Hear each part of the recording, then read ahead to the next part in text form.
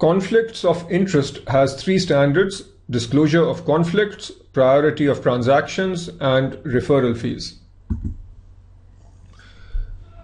6A is disclosure of conflicts. The larger point here is that ideally in the investment management business, the best practice is to avoid any conflicts. However, that is often difficult to do, and the code and standards recognizes the fact that there will be several conflicts. If not actual conflicts, then there might be a perception of a conflict of interest. And this particular standard explains how to deal with those conflicts and specifically how to disclose those conflicts. Members and candidates must make full and fair disclosure of all matters that could reasonably be expected to impair their independence and objectivity or interfere with respective duties to their clients, prospective clients, and employer. Members and candidates must ensure that such disclosures are prominent, are delivered in plain language, and communicate the relevant information effectively. Let's look at the guidance, and the point is that conflicts can appear in several forms and in different aspects of your work as an investment manager. So let's look at the disclosure of conflicts to employers. We've talked about the fact that if you work at a particular company, and let's say this is an investment management company and this is you, are there potential conflicts over here? Obviously the answer is yes. We talked earlier about a situation where a client wants to compensate you for the excellent work that you've done. Does that create a potential conflict of interest because you might then be biased towards this client at the expense of other clients in the company? The answer is yes. And clearly this conflict needs to be documented. Another scenario might be that you are working at a charitable organization. So on the surface, your work for this charitable organization does not have any conflict with your work at the investment management company. However, you are passionate about this cause and spend a lot of time working over here, spend a lot of time thinking about this work, and that potentially creates a conflict because it takes away some of your energy that you should be giving to your client to this particular engagement. If you feel this is possibly the case, again, this conflict needs to be disclosed. Another simple scenario that we'll talk about here and then talk about again later is where you own certain stocks and you are also trading these stocks for your employer. That creates potential conflicts of interest that need to be disclosed. Moving to the next one, disclosure to clients. Some of the items here will be similar. If you are trading for your client and you own the same shares that you are asking your client to buy, clearly there is a potential conflict of interest. You might be asking the client to buy those shares so that the share price goes up and you personally benefit. Another situation might be that you receive compensation from your employer for recommending certain mutual funds to the client. Now, this conflict needs to be disclosed because when you are recommending the mutual fund to the client, obviously the client believes that you are making this recommendation with the client's best interest in mind. But if you get a 1% commission for making this recommendation, that commission needs to be disclosed. The client can then evaluate for himself whether the recommendation that is being made has anything to do with the 1% commission that you get. Another possible situation is where you are making buy recommendations to your clients for a given stock. Let's say you are making a buy recommendation for General Electric, and at the same time you or your organization has an investment banking relationship with that same company. This needs to be disclosed to your client because your client can then decide for himself whether this buy recommendation is in his best interest, or is it possibly being made because you, the investment advisor, would like to keep GE happy because of that other potential business that you have with GE. And this connects with the next item, which is cross-departmental conflicts. And we've talked about this in earlier standards also. A classic scenario is that you are a research analyst at a brokerage firm. So there is the research department and then there is the investment banking department. The investment banking department might put pressure on you to write favorable reports for certain companies, specifically those companies with which the investment banking department either has a relationship or wants to build a relationship. Now, what do you disclose? We've talked about the fact earlier that if there are companies with whom your investment banking department has relationships, ideally those should be on a restricted list. But if that is not the case, let's say you work in a relatively small country where it would not be practical to do this, then the fact that your company has a relationship with these companies needs to be clearly disclosed when you are making investment recommendations. A big item that I've already alluded to before is conflicts with stock ownership. And this applies both in terms of disclosures to employers and disclosures to clients.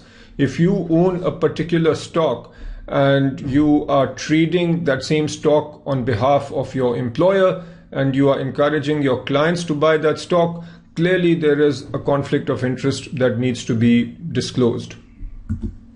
Conflicts as a director. This is where you are working in the investment management industry, and let's say you are also the director of a given firm. In other words, you are on the board. As a director, there are three possible conflicts that might show up. We can refer to these as conflicts, or these are areas that might make it seem like there is a conflict.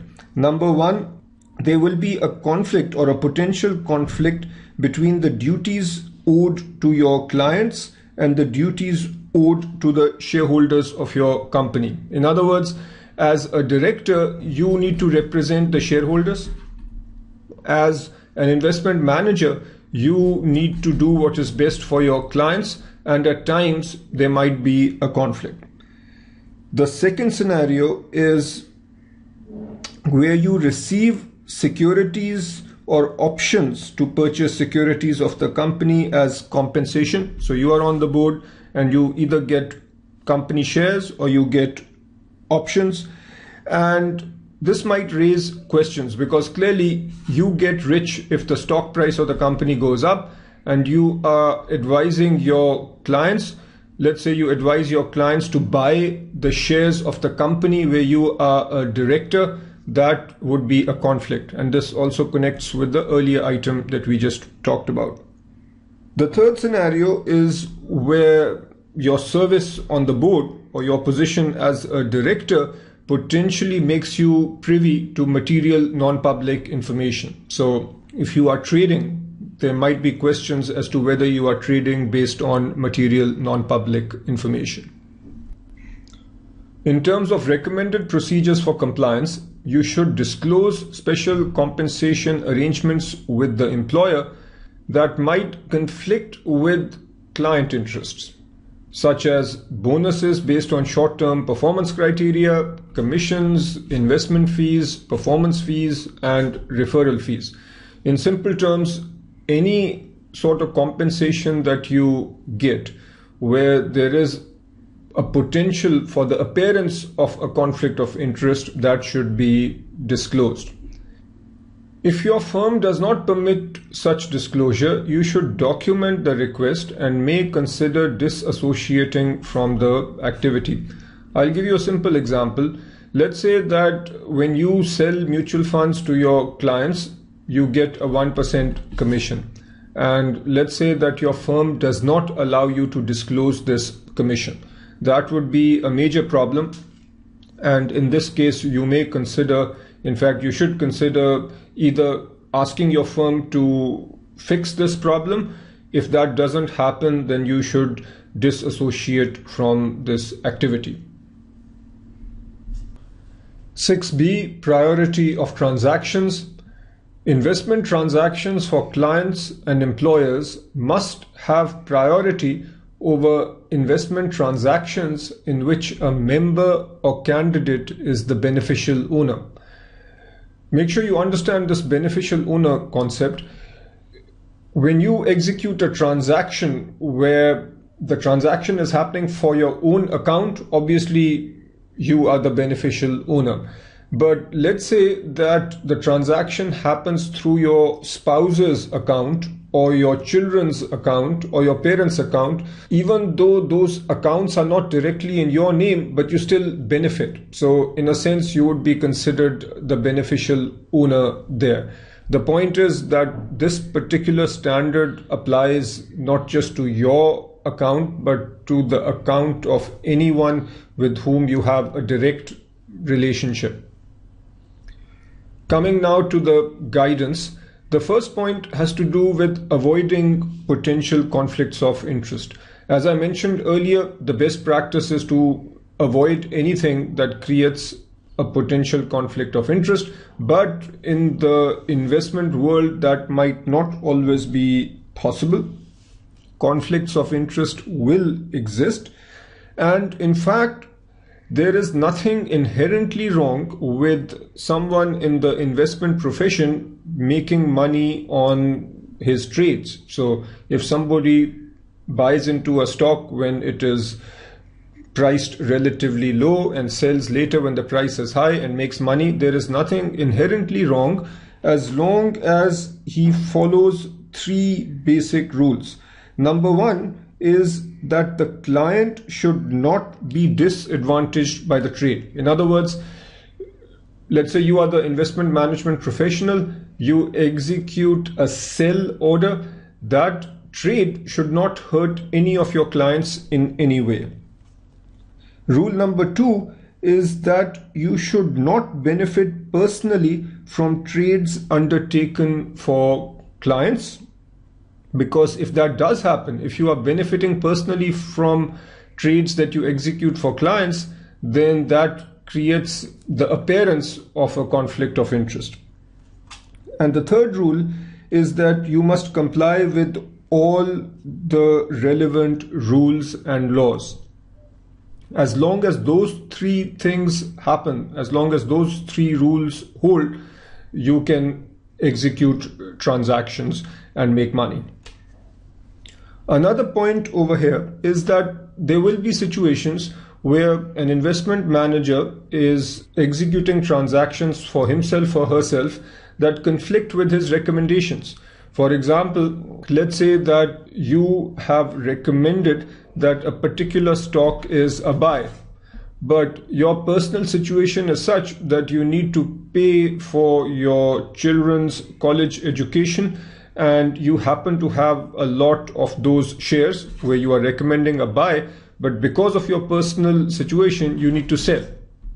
This is appropriate.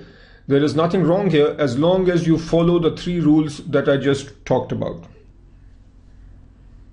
The next point is that personal trading should be secondary to trading for clients. This point has been made several times before. If you are executing trades, first you should execute client trades, then you should execute your employer's trades, and then any personal trades. The reason is fairly straightforward. Let's say that you are buying shares. When you buy shares for a large client, and let's say that this is a significant transaction, buying shares means that the stock price will go up. So you need to make this happen first. In other words, you are getting your client to buy at a relatively low price, and only after the stock price goes up do you buy for yourself. If you did things the other way around, where you bought for yourself first and then for the employer and then for the client, there would be an obvious conflict of interest, because then when you buy for the client, the stock price goes up and you have already purchased at a lower price. So that's why this point is extremely important. Standards for non-public information. Simplistically, this says that if you happen to have any non-public information, this should not be communicated to anyone whose trades will benefit you in some way. And obviously, if this is material non-public information, then you should not be acting on it and you should not cause anyone else to act on this information. Impact on all accounts with beneficial ownership. You may undertake transactions in accounts for which you are a beneficial owner only after your clients and your employer has had an adequate opportunity to act on the recommendation. So I'll make this simple. You are, let's say, working as an investment manager, and very recently your group has made a buy recommendation on a particular investment. The first opportunity to act on this buy recommendation should be with your clients. After that, there should be enough opportunity for your employer to act, and only once that has happened can you yourself act on that information. So this also connects with information that we have discussed earlier. Another point made in the curriculum with regards to this bullet is that let's say that one of your clients happens to be a close family member, and this close family member is a regular fee-paying account. Then your actions should in no way either benefit this client more so than others or put this client at a disadvantage relative to others. In other words, your close relative needs to be treated like any other client because this relative is paying the same fees as other clients and hence should receive the same level of service. Firms should establish procedures that deal with the potential conflicts of interest that we have been talking about. One major area where we have conflicts of interest has to do with equity IPOs. To understand the context here, IPO refers to an initial public offering. There are times when we have an oversubscribed IPO, or what's sometimes referred to as a hot IPO, where the perceived or expected demand for the IPO shares is very high relative to the supply. There is therefore an expectation that after the IPO, after the initial public offering, the share price will go up. This then becomes obviously an investment that many people desire. If investment professionals get an opportunity to participate in the IPO, then that creates a possible conflict of interest. In fact, there are two aspects that need to be considered over here. Given that the IPO shares are in short supply, if the investment professionals get a piece of the IPO, then it might appear as if the investment professionals are getting an advantage over the clients. In other words, the interest of the investment professional is coming ahead of the interest of the client. So that's one possible issue. The other possible issue is that the party that is giving the investment professional the opportunity to participate in this IPO ahead of the public or ahead of other clients, then possibly this is being done to bias the investment professional in the future. And again, that does not look good. That makes it appear as if there is a conflict of interest. For these reasons, it is generally recommended that investment professionals stay away from equity IPOs. From a company or a firm perspective, it might not always be practical to simply say that investment professionals are not allowed to participate in IPOs. It would then make sense for firms to establish reliable and systematic procedures such that conflicts relating to IPOs are identified and dealt with by the supervisors.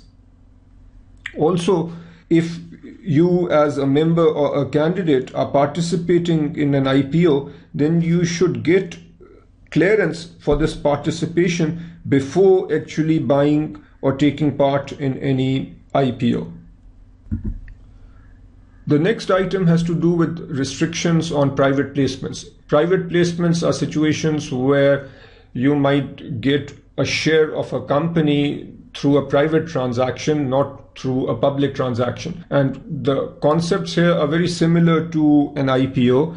If you are participating in a private placement, that might create potential conflicts of interest, where there might be a possibility that your future judgment is going to be biased in favor of the entity that is giving you this opportunity. Firms should establish blackout or restricted periods. The idea here is, again, fairly straightforward. Let's say that an investment management company is in the process of issuing a buy recommendation on a particular stock.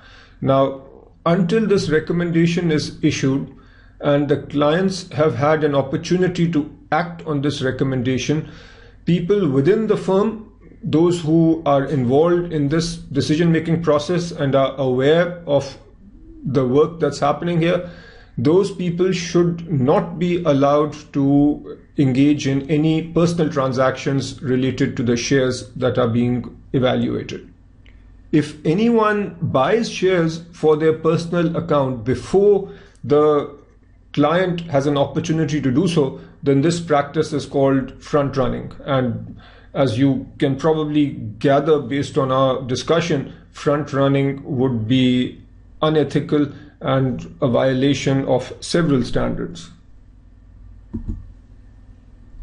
Supervisors and firms should establish several reporting requirements, such as what we see over here: disclosure of holdings in which the employee has a beneficial interest. This way, the supervisor or the employer can determine whether an employee is engaging in personal transactions in situations where he should not be.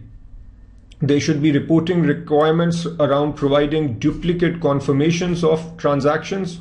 Again, if there is a front-running problem, then this information can help identify the problem. Also, when employees know that they need to provide duplicate confirmation of transactions, that will serve as a deterrent from engaging in transactions that are not permitted by the company. And finally, something we've talked about earlier, pre-clearance procedures, whereby for an employee to engage in personal transactions related to securities with which his firm deals in, those transactions need pre-clearance. So the employee should get permission from his supervisor before engaging in personal transactions. And finally, disclosure of policies. This implies that firms should disclose their policies related to priority of transactions to clients, and the disclosure of policies should be clear and in language that the client can understand. Vague and general statements such as "we disclose our policies" or "we have policies related to the purchase of securities for personal use" do not really help. The policies need to be clear and in language that the clients can understand and relate to. 6C, referral fees. Members and candidates must disclose to their employer, clients, and prospective clients, as appropriate, any compensation, consideration, or benefit received from or paid to others for the recommendation of products or services. Before we get into the guidance, let's make sure we understand the concept here. And this point has been discussed earlier in other standards, but it is important enough that a full standard is dedicated to the concept of referral fees. Let's say you are in a situation where you advise your clients on equity investments, and your client now also wants to make fixed income investments. So you refer your client to someone in the industry who provides investment advice and services related to fixed income. For making this referral, you get a fee. What this standard is saying is that you need to disclose to your client that you are recommending a particular fixed income analyst, and for that recommendation, you are getting a fee. Another example that I've talked about earlier is where you might be recommending to your client that he or she purchase certain mutual funds, and you might get a fee for that. You might get a 1% commission, and that commission needs to be disclosed to the client. This way the client can understand the full cost of this transaction. Another situation is where clients have been referred to you. And let's say that when clients are referred to you, you need to pay a fee to the company or the person that has made the referral. Before signing up the client, the new client, you need to make clear that you are receiving this referral fee. So that's why if you look at the standard, it refers to both benefit received from or paid to others. And also note that this needs to be disclosed not just to employers, but also to clients and prospective clients.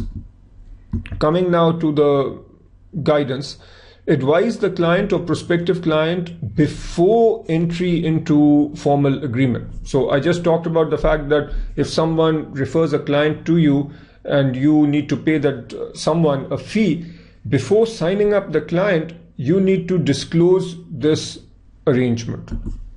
Also, the nature of the consideration or benefit, so the exact fee that you are getting and the terms of the fee need to be disclosed. In terms of recommended procedures, you should encourage your employer to develop procedures related to referral fees. So if these procedures are vague or non-existent, then you should work with your employer to develop those procedures. Employers should have investment professionals provide to the clients notification of approved referral fee programs and provide the employer regular, at least quarterly updates on the amount and nature of compensation received. So there are multiple things happening here. One is we are saying that the employer should insist that the people in the company, the various investment professionals, should keep the clients informed about any referral fees. This way, the clients can act based on complete information. Also, this is saying that from the employer perspective or the firm perspective, the employees are being asked to provide updates on any fees or any referral fees or compensation received through referrals. This way, the clients are being kept informed and the employer or supervisor is remaining informed about what the employees or the specific investment professionals are doing. That is it in terms of standard 6. Do all the examples.